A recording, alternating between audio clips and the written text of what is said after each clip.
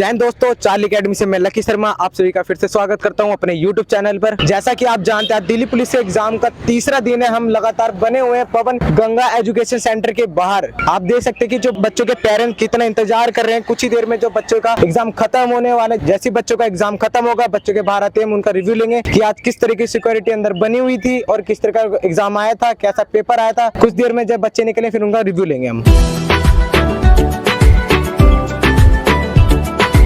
जैसा कि आप देख सकते हैं, अभी हमें एक भैया मिले जो अभी अंदर से एग्जाम देके आए, तो इनसे थोड़ा रिव्यू लेते हैं। आपका नाम? अंकित कुमार। पेपर कैसा आया था अंकित आज?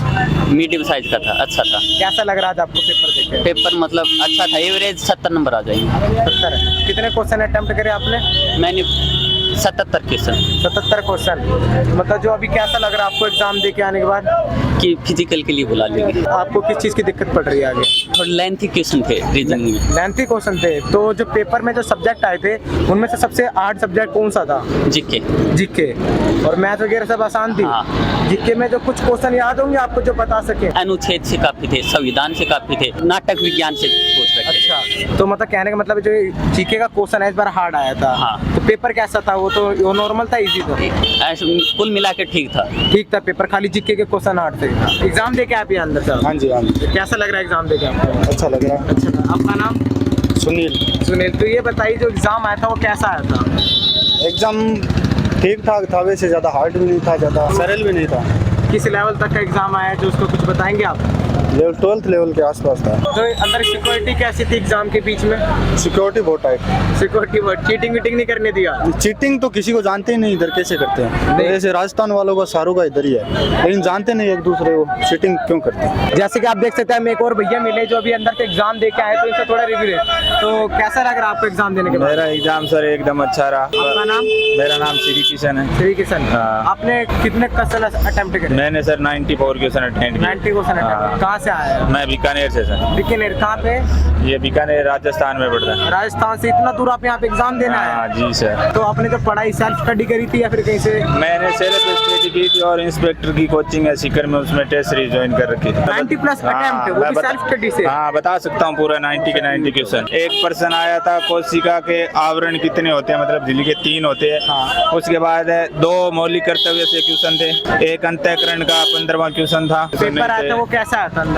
पेपर का लेवल जैसा दिल्ली पुलिस का रहता है वैसा नहीं था। इजी था हार्ड था? इजी कह सकते हैं, जीके को देखे तो इजी कह सकते हैं। ये बताइए जो बच्चे इसके बाद जो दिल्ली पुलिस का एग्जाम देंगे उनके लिए कुछ दिल्ली पुलिस का जो एग्जाम देंगे वो स्टैटिक जीके पर ध्यान दे। एक स्टैटिक जीके का पर्सन आया था, एक पुस्तक का आया था, मर्ज का टीम थी पुस्तक, एक टेस्ट में लाइव थी। अच्छा, तो क्या लगता है आप पास हो जाएंगे इस बार? पास का तो पता नहीं, हमने तो पेपर दिया अपनी मेहनत के हिसाब से। फिजिकल कहाँ से देखेंगे फिर हम? फिजिकल मेरा जीडी में हो गया था सर, हाथ में टैटू की वजह से पिछली बार निकाल दिया था।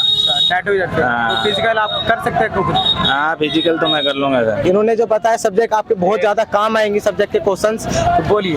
मैथ के बारे में मैं आपको बता देता हूँ। मैथ में एक क्वेश्चन ये दे रखा था कि मतलब इसकी आधार की ऊंचाई से कर्ण दे रखा था 17 सेमी, और आधार की ऊंचाई से मतलब ये 7 कम है तो वो ऑटोमेटिक 8 हो जाएगा, ये 15 हो जाएगा। 7 पूछे, क्षेत्रफल पूछा था तो 15 × 8 1/2 15/60 आ जाएगा उसका।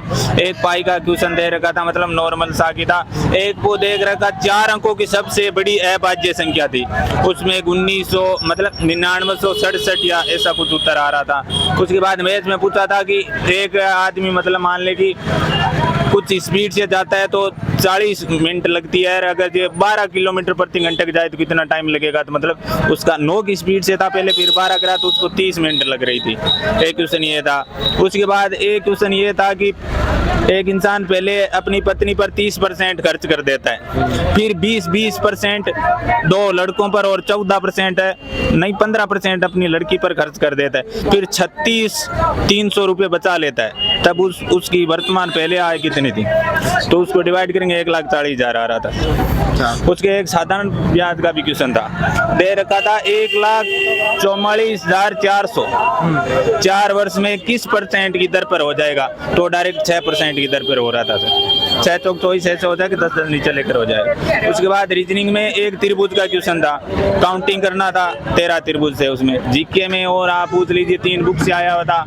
अनुच्छेद अंतःकरण का बता दीजिए। हिस्ट्री में था, एक पूछ रखा था कृष्ण देव राय से क्वेश्चन था। उसके पास कौन सा नगर बसा है ऐसा कुछ था, कृष्ण देव राय से प्रश्न था।